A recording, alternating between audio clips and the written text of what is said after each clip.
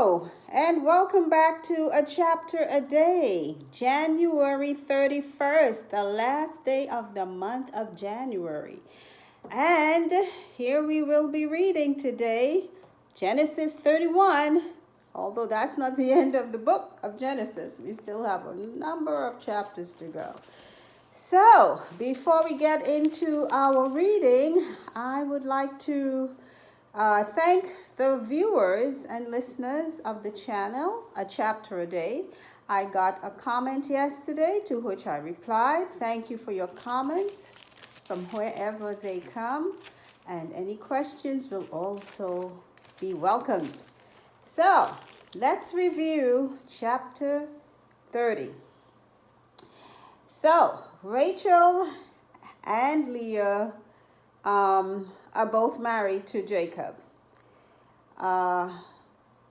Of course, he prefers Rachel above Leah, but they seem to be having a rivalry, as is expected, with more than one head of a house, I would say, female that is. And they start giving each other their maids, because Leah first bore Jacob 4 sons, and then she stopped giving birth. So then she decided, as Rachel started giving her maid to Jacob, as was the custom, I believed, so the child can be born upon the knee, her knee, and it could be claimed as hers because it was her maid. She did that, and Leah followed, and they both kept having sons. I think at one time, Leah's son, Reuben, went out to get something called mandrakes. I guess it may have been some fertility enhancer. I don't know. But she bargained with Leah for the mandrakes. That's Rachel. And she was given them in exchange for Jacob that night. My goodness. In all of this, Jacob, just like Isaac and Abraham, I would say, not so much Isaac, but Abraham, very quiet, no complaints. Hey, today you, okay, tomorrow, oh, maids, hey, everybody. No complaints from the men. Okay, so Leah goes in with to Jacob as she meets him out to let him know, hey, I bargained for you tonight. And she conceives, and she bears 2 more sons. And then I believe God had compassion on Rachel, and he opened her womb, as they said, and she bore a son and called him Joseph, because she said the Lord will give her another son. Now that that Jacob's family is growing extensively, he would like to leave and go back to his own country and pick up his own life. So he approaches Laban and tells him, hey, well, I've worked for you all these years. The wages you owe me, where are they? Or how are we going to work this out? So Laban is trying to not to block him from leaving, first of all. So Jacob makes a sort of contract with him about the livestock. The ones that would be speckled, spotted, brown, those will be his, and the others will belong to Laban. So after that contract was entered into, they both seem to be playing a game of deception with each other, trying to manipulate the livestock in order to get them to whatever pattern that they each wanted.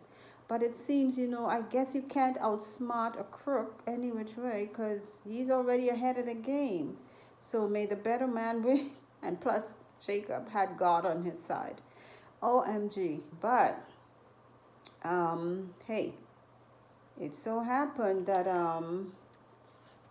we'll see what happens next. But they both seem to be manipulating the livestock to get what each person wanted, of course, in their favor. It was so much ring-straked and spotted and putting stripes onto a rod. And it's amazing the knowledge that they had. We believe that we are in the age of the most knowledge and wisdom. I don't think so. I mean, that is serious husbandry, and nobody went to any university of anything to learn that. That's just straight out experience with those livestock in the wilderness. And that's how they learned. If you paint rods onto this, if you take this one and bring it close to the water, oh my gosh.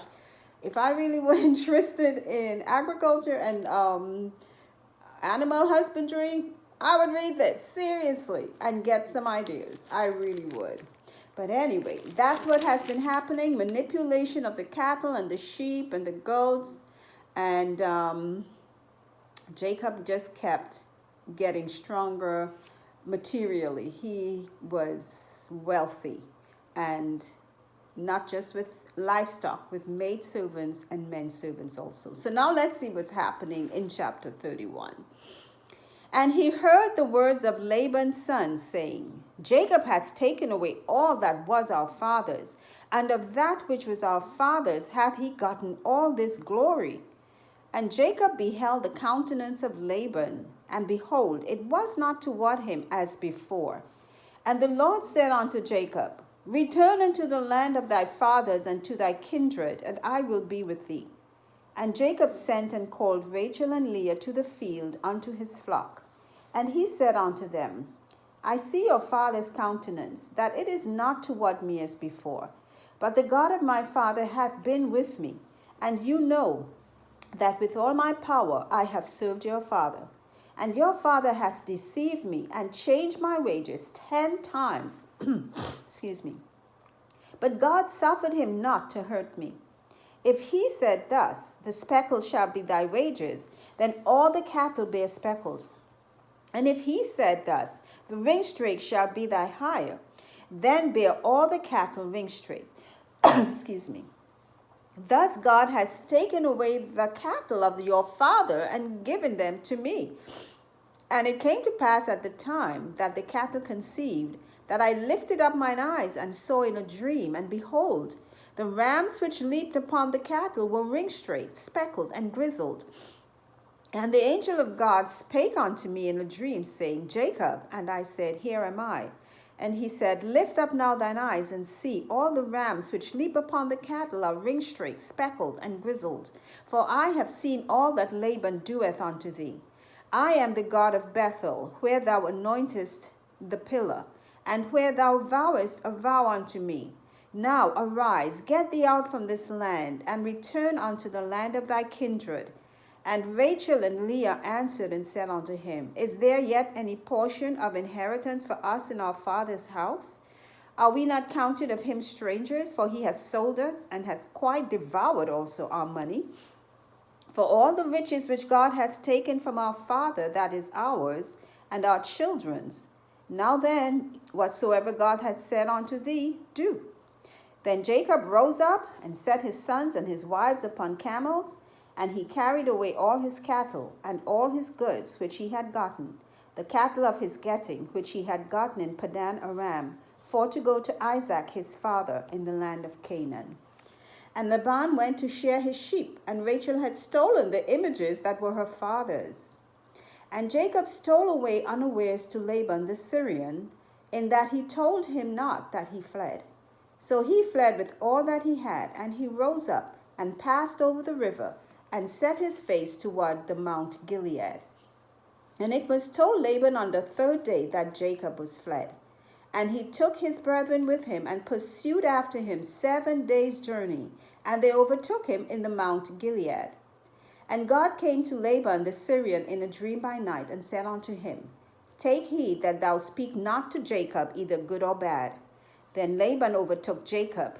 Now Jacob had pitched his tent in the mount, and Laban with his brethren pitched in the Mount of Gilead.